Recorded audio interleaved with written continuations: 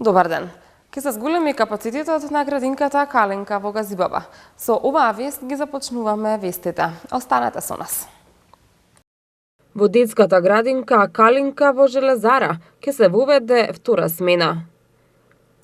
Отстранети дивопоставени тезги во повеќе населби во Скопје.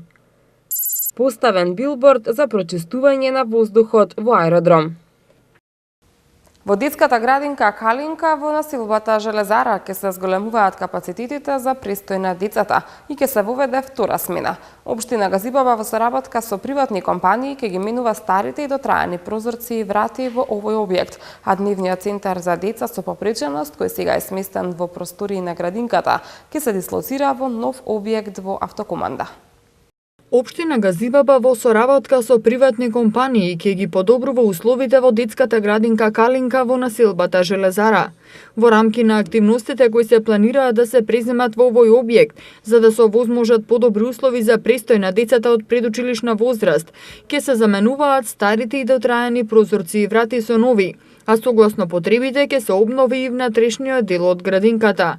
Покрај реконструкција на објектот Калинка ќе се зголеми и капацитетот за 75 деца, со тоа што просториите кои сега ги користи дневниот центар за деца со попреченост ќе бидат предадени на градинката, а нов дневен центар ќе се изгради во автокоманда. Со ова, како што нагласи градоначалникот на општина Газибаба Борис Георгиевски, ќе се обезбеди и работа во втора смена во градинката. Следниот проект на кој работиме е зголемување на капацитетот на ова градинка. Односно, просторот кој сега го користат од јавната установа Меѓуопштински центар за социјални работи на град Скопје со лица за попреченост ќе биде предаден на градинката, со што ќе се зголеми капацитетот за 75 деца. Со овој простор во градинката ќе обезбедиме и работа во втора смена. За потребите на децата со попреченост, општина Газибаба и Министерството за труд и социјална политика ќе изградат нов дневен центар за згрижување на деца со попреченост со површина од 170 метри квадрати во населеното место Автокоманда. Градоначалникот Георгиевски најави и реконструкција на основните училишта и детски градинки во текот на летниот период. Основното училиште Крум Тошев и Njegош ќе добијат нов покрив, а нови прозорци ќе се постават во основното училиште Наум Наумовски Борче. Но тековни активности за реконструкција на објектите ќе има и во останатите училишта и градинки на територија на општина Газибаба. И за градинките кои што се вкупно 2 и 11 основни училишта, во тек се тендерите кои што ги распишуваме за реконструкција и за обновливи фасади, од кои што предвидуваме дека во основното училиште Крум Тошев и Njegош ќе бидат заменети кровните конструкции, нови прозорци ќе бидат поставени и подобрени условите во Наум Наумовски Борче и во другите. Значи, основни училишта секаде имаме капитални објекти каде што ги подобруваме условите за престој на децата во образованието. Исто така во завршна фаза експроприација на просторот за изградба на градинка во населеното место Стајковци на улицата 18 на површина од 2000 метри квадратни.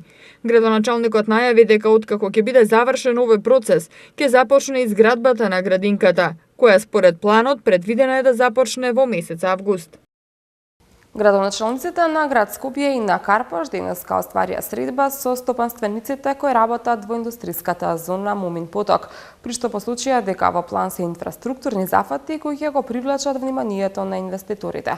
Како еден од поголемите проекти е спојување на улицата Љубљанска со другиот брег на Вардар, како и продолжување на булеварот Словенија. Во индустриската зона во Мумин поток, градоначалникот на општина Карпаш Стефан Богоев, заедно со градоначалникот на град Скопје Петре Шилегов и директорот на јавното претпријатие Водовод и канализација Душко Висковски, денеска се сретнаа со повеќе стопанственици, сопственици на фирми кои работат во оваа зона во Карпаш. На почетокот од средбата градоначалникот Богоев се усврна на инфраструктурата во оваа зона. Именно општина Карпаш во февруари оваа година постави ново осветлување во Мумин поток, електрична линија во должина од 1400 метри, нови 30 дрвени столбови на кои се поставени 40 нови светилки. Стопанствениците потенцираат дека овозможувањето на подобра инфраструктура е од особена важност, бидејќи тоа е еден од основните предуслови кои ќе ги привлече и странските инвеститори. Градоначалникот Шилегов говореше и за повеќе капитални инфраструктурни проекти кои ќе се реализираат следната година. Станува збор за спојување на улицата Љубљанска со другиот брег на реката Вардар, како и за продолжување на булеварот Словенија. На овој начин ќе се намали и сообраќајниот метеж, но и ќе се овозможи поголема поврзаност меѓу урбаното подрачје во Карпош и периферијата која има сериозен потенцијал за развој. Директорот на јавното претпријатие Водовод и канализација Душко Весковски се осврна на новата водоводна мрежа, која ќе се изведе на овој потек. Во општина Аеродром, која важи за една од најзагадените општини во Скопје, денеска беше поставена City 3 инсталација која има можност да го неутрализира загадувањето од 417 автомобили и има прочистувачки ефект како 275 дрва. Градот Скопје во координација со Државниот пазарен инспекторат и МВР, како и со асистенција на јавното претпријатие Улици и патишта, денеска спроведе акција за отстранување нелегални продавачи на улицата Братфордска во Козле, кај мостот Влајко во Влае и на булеварот Трета македонска бригада во Аеродром. Во рамките на оваа акција беа запленати над 10 тони стока, која по направените записници од пазарната инспекција беше однесена во Агенцијата за управување со одземен имот. Градот Скопје изрече вкупно 8 казни на нелегалните продавачи по основ прекршување на законот за јавна чистота. Како што соопшти град Скопје, оваа акција била спроведена по барање на околните жители, за да се стави крај на нехигиената и нередот што зад себе го оставаат нелегалните продавачи, како и по барање на продавачите што имаат закупено тезги на зелените пазари и уредно плаќаат за користење на тие тезги со цел заштита од нелојалната конкуренција. Нелегалните продавачи на посочените локации минатата недела беа предупредени да ги отстранат своите импровизирани тезги, бидејќи во спротивно ќе им биде одземена стоката и ќе им бидат изречени казни. Градот Скопје идната сезона ќе се залага за соработка со општините со цел регулирање на начинот на сезонската продажба на ваквата стока. Од градот информираат дека град Скопје, Државниот пазарен инспекторат и Министерството за внатрешни работи имаат еднаков пристап и кон нелегалните продавачи на Битпазар, како и на сите други локации во градот. Отстранувањето на нелегалните продавачи од повеќе локации низ градот ќе продолжи во наредниот период, во насока на воспоставување ред за пофункционален и побезбеден град, се наведува во соопштението. Нелегалните продавачи од Влае, Аеродром и Козле денеска беа отстранети во заедничка акција на град Скопје и Државниот пазарен инспекторат. Како што соопшти градот, оваа акција била спроведена по барање на околните жители, за да се стави крај на нехигиената и нередот што зад себе го оставаат нелегалните продавачи. Скопје ја доби втората, а општина Аеродром првата City 3 инсталација, која што предонесува кон ублажување на проблемите со загадувањето на воздухот во градот.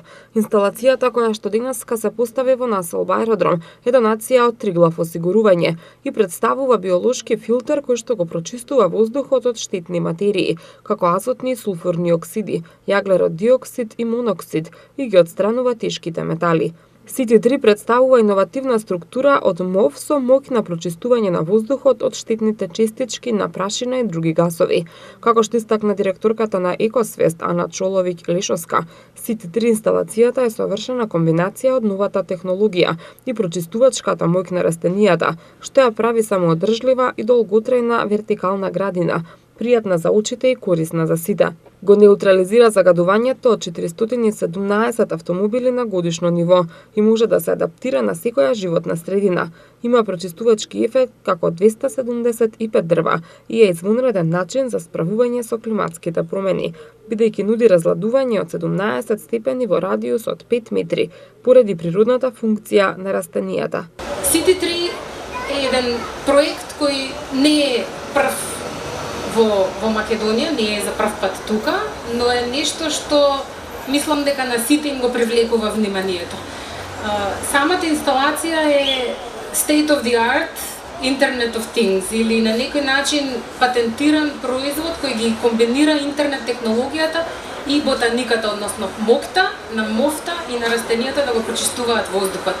Во принцип е само вертикална градина, кога ја гледате од надвор и место каде што може да седнете и да уживате, да ве разлади во лето, но внатре е опремена со нова технологија која овозможува контролирање на системот, негово автоматско наводнување и овозможува следење на состојбите во животната средина.